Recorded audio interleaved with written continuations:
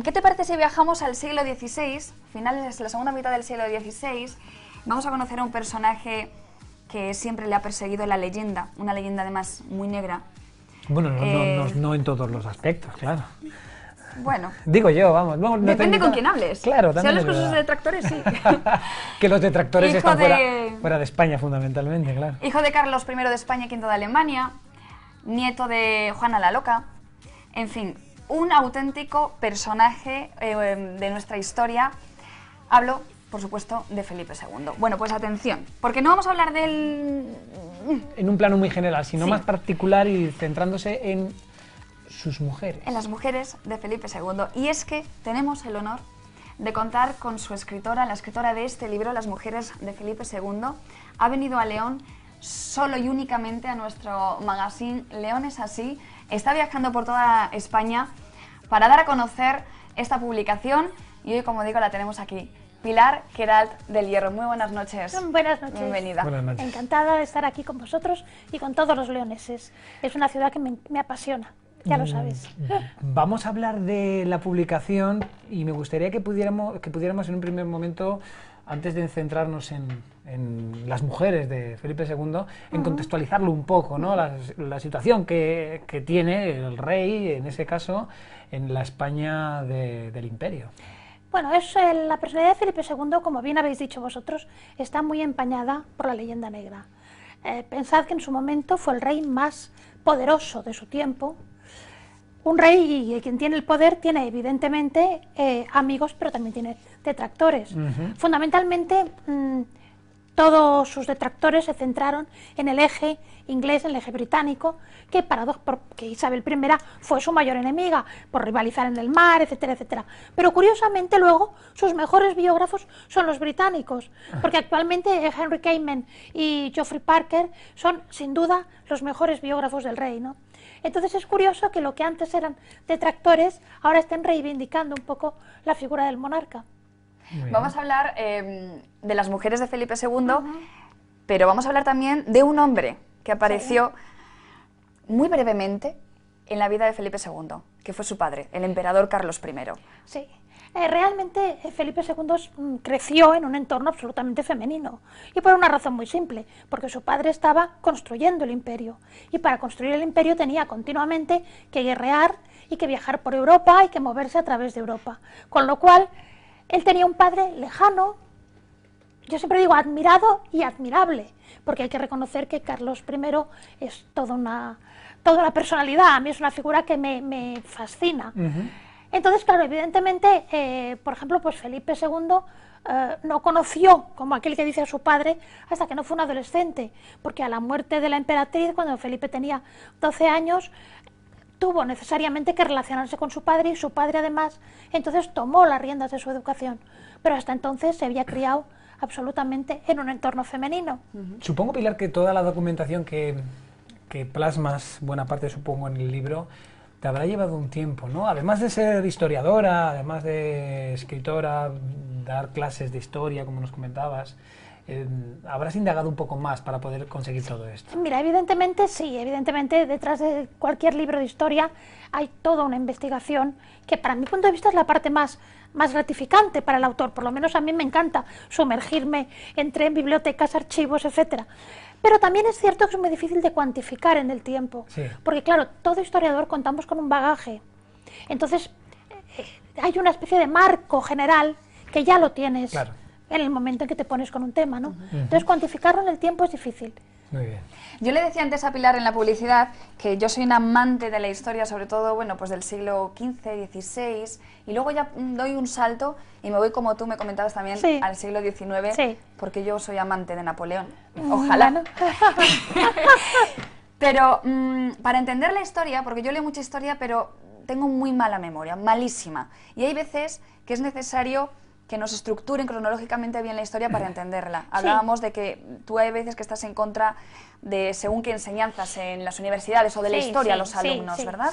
Sí, porque yo creo que, a ver, la historia hay que hacerla amena, fundamentalmente. La historia, en el fondo, es el álbum de familia de todos nosotros. Claro. Entonces, a mí me molesta que se enseñe la historia de esa forma toda a base de grandes hechos, grandes batallas, grandes gestas. No, la historia es el día a día, la historia es la intimidad de estos grandes personajes, porque hay que pensar que tenían muchísimo poder. Entonces, su carácter, su temperamento, su historia personal podía influir en el destino de miles de personas. Claro. Pero sí estoy de acuerdo en hacerle un marco cronológico. Por ejemplo, a mí me preocupa mucho que actualmente los chicos más jóvenes, etcétera, no saben cronología, no saben ubicártelas, por ejemplo, las dos dinastías, no te lo sitúan, no saben si Felipe II era hijo de Carlos I o era el padre, en fin. Entonces, en este sentido, creo que aquella historia que me enseñaron a mí de pequeña, que era un poco memorística y tal, sin caer en aquellos excesos, sería muy bueno recuperarlo un poco para hacerlo, insisto, como marco general de todo lo demás. Yo, fíjate, lo decía porque hay un estupendo desplegable que, bueno, sitúa cronológicamente a Felipe II, además con sus mujeres, sus hijas, sus hijos. Y yo creo que esto, antes de empezar a leer el libro, usted lo que tiene que hacer es quitarlo de las páginas centrales y situarse. Y luego ya comenzar a leer el libro para entenderlo bien. Vamos a empezar, si te parece, hablar de Felipe y de sus mujeres, pero yo leyendo el libro, Pilar, he visto que hay como dos épocas distintas en la vida de Felipe II. Una en la que le gusta ir de bailes, porque le gustaba mucho el baile, le gusta ir de caza. Buen bailarín, ¿no? Excelente bailarín. Y luego una segunda época un poco más austera, más sobria, me imagino que marcada por tantos fallecimientos de su madre, de sus hijos. Sí, realmente en la vida del rey hay dos etapas claramente contrapuestas. También es cierto que de Felipe II se saben muchas cosas, pero se sabe muy poco de su intimidad. De ahí que a mí me interesara estudiar este aspecto menos conocido. Claro. Entonces, mira, yo creo que hubo una gran tragedia en la vida de Felipe II, que fue la muerte de su heredero, el príncipe Carlos, en 1568. Se ha dicho que realmente el rey cambia a la muerte de su esposa Isabel de Valois. Fue el mismo año que la muerte de su hijo Carlos. Yo estoy convencida que su gran tragedia fue la muerte de ese hijo en el que él había puesto muchas esperanzas, pero al que la salud mental no le acompañó y bueno, ese murió. es el punto de inflexión. Y si hablamos de Estamos viendo en pantalla, por cierto, a su padre, no al hijo, no al infante Carlos. Y si hablamos de su entorno familiar, rodeado de mujeres, ¿qué papel juega su madre en toda su vida? Es básico. Yo creo que realmente las mujeres de la vida de Felipe II fue por una parte su madre y por otra parte sus hijas. Su madre porque hasta los 12 años era la presencia constante, era la persona que se ocupaba de su educación, de sus profesores, de incluso podemos decir, sus necesidades más primarias. Isabel de Portugal era hija de María de Aragón, hija de los reyes católicos a su vez, que ya había sido, por lo que hoy entendemos, por una madraza, es decir, había tenido 10 hijos, los había criado siempre a su alrededor. Y entonces Isabel hace lo mismo con Felipe y con sus dos hermanas. Las cría muy cercanos a ella, a pesar de que la emperatriz tiene a su cargo la regencia durante las ausencias del emperador. Es una madre muy cercana, muy próxima. Y después sus hijas serán pues su apoyo decisivo en los años ya de vejez. Sus hermanas, 3 hermanas, María, Juana de Austria y Margarita de Parma. Sí, Alguna más importante que otra, ¿verdad? Sí, vamos a ver. María, la más cercana, su cómplice, su compañera de juegos, más adelante la única que le sobrevivirá. Juana, importante por cuanto a través de ella conocerá, por ejemplo, a la más importante de sus amores, a Isabel de Osorio. Y además una mujer pues que ocupó la regencia, etcétera. Y Margarita de Parma, por cierto, hermanastra, que no hermana, porque era hija ilegítima, hija bastarda de Carlos I, en la que depositó su confianza para otorgarle la gobernación de los Países Bajos, que era mucho en aquella época tan conflictiva. Muy conflictivo la parte. Exactamente. Esposas, 4 esposas, María Manuela de Portugal, María Tudor, la segunda, Isabel de Valois, la tercera, y Ana de Austria. Cada uno supongo que con un papel muy diferenciado. Y además muy diferenciado. Mira, vamos a tratar de resumirlas a las 4. María Manuela es el descubrimiento. Se casan con 16 años los dos, solamente están un año casados, pero es el descubrimiento de todo, de la compañía femenina, del sexo, del amor, de todo. Dura un año además tampoco también hay que decirlo, no era una pareja, podemos decir, demasiado atractiva, vamos a ser generosos con ella, y el pobre Felipe pues no parecía estar demasiado contento, pero bueno, fue además la madre de su hijo Carlos. Después María Tudor, para mi gusto el personaje más patético de toda esta comedia. La reina inglesa era una persona con una personalidad muy difícil, amargada por su trayectoria personal y además pues 20 años mayor que Felipe, y que cometió la locura de enamorarse del rey cuando Felipe no sentía por ella más que, bueno, la sensación de haber realizado un negocio de Estado. Y este enamoramiento le llevó a varios embarazos psicológicos, aunque de aquella decían que era una embustera, claro, ¿verdad? Claro, es que tú fíjate en el siglo XVI que alguien hablara de embarazos psicológicos, era impensable, ¿no? Entonces, bueno, la pobre señora pues veía cómo crecer su vientre, etcétera, y estaba convencida de que estaba embarazada. Luego resultó ser una hidropesía, pero bueno, y el rey se ofendió tantísimo con ella creyendo que le había engañado, que no volvió a verla nunca más. Vaya. Y ella murió, hay incluso una canción infantil en Inglaterra que se dice, gentil príncipe de las Españas, vuelve otra vez conmigo, ¿no? Porque se dice que esto era lo que cantaba la pobre reina. Ustedes seguramente que María Tudor les suene mucho más por Bloody Mary. Exactamente. Yo digo siempre que nos la hemos bebido más de una vez. Eso sí que es cierto.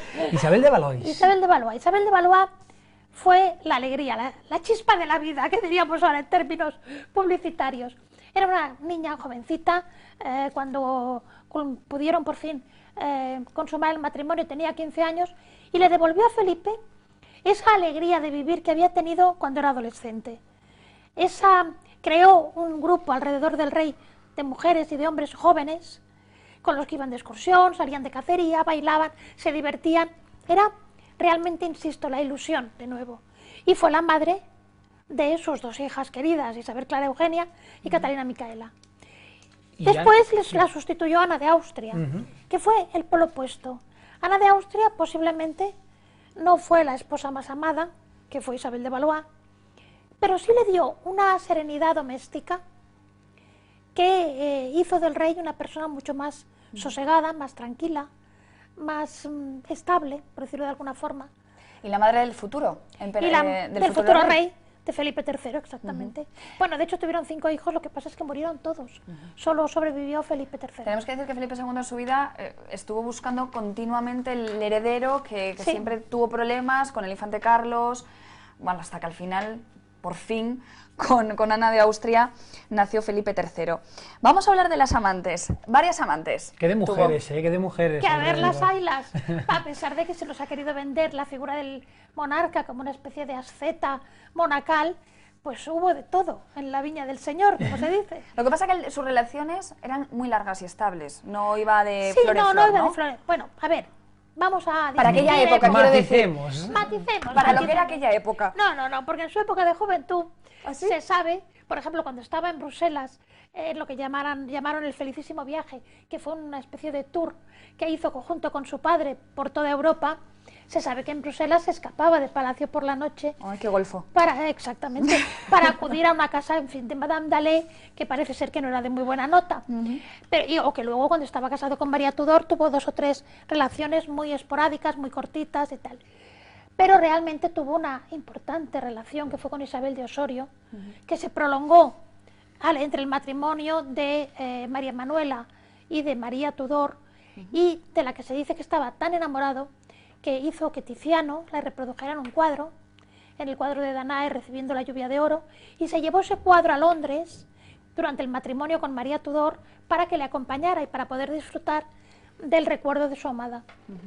Otra de las amantes, yo creo que, si me salto alguna me dices, pero yo creo que otra de las más importantes fue la princesa de Éboli. Bueno, ¿O en medio hubo alguna más importante? no, curiosamente, si alguien pregunta ¿con qué mujer relacionas a Felipe II? Todo el mundo diría con la princesa de Éboli. Pero yo digo que siempre que esto es una falacia que debemos a la historiografía romántica y a la leyenda negra, por supuesto. A ver, si algo hubo en plan amoroso con Ana de Mendoza, princesa de Éboli, fue muchos años antes de lo que la leyenda quiere. Es decir, no fue cuando estaba Antonio Pérez de por medio, cuando se supone que muerto de celos la encierra en Pastrana. No, fue mucho antes. Fue en su época, esta época que decía yo de juventud. Ana de Mendoza había formado parte del grupo de Isabel de Valois y se dice que el hijo de la princesa, Rodrigo, era hijo del rey. Desde luego era el único rubio de ojos azules de todos los hijos de la princesa, con lo cual, pues, pudiera ser. Pudiera ser. Y ya matizando ya la historia, la leyenda negra de Felipe II, hay una cosa que me llama muchísimo la atención, y es que los detractores, además del rey, dicen que él mismo fue el que mató a su hijo, el infante Carlos. No, en absoluto, en absoluto. El infante Carlos había nacido ya con la salud débil, con graves problemas, que además, por otra parte, no podemos olvidar que el germen de la locura estaba arraigado en la dinastía. Pensemos en la madre de Isabel la Católica, pensemos en Juana la Loca, y el príncipe Carlos dio muestras de inestabilidad mental desde muy jovencito. Luego, bueno, se supone que quiso conspirar contra su padre y que su padre le mandó encerrar, le hizo prisionero prácticamente, y al poco tiempo murió. Pero yo creo que es realmente una leyenda negra. Vamos a concluir porque no tenemos más tiempo. Lo hemos desmigado bien, el libro, pero ahora hay que leérselo. Hay que leerlo, hay que llevarse a su biblioteca particular Las mujeres de Felipe II, Deber y pasión en la casa del rey, de María Pilar, a la que le damos las gracias encarecidamente, de verdad, por acompañarnos en este programa de hoy. Ha sido un placer, de verdad. Y venir a contarnos un poco de este libro. Muchas gracias. Siempre que queráis, aquí estaré. Tenemos que decir que también está en Facebook, que también la podéis seguir y conocer por dónde se mueve, ¿verdad? Es www.facebook.com/maria.pilar.queralt. Ya está. Y ya está. Muchas gracias, de verdad, por acompañarnos. Gracias. De verdad. Muchas gracias.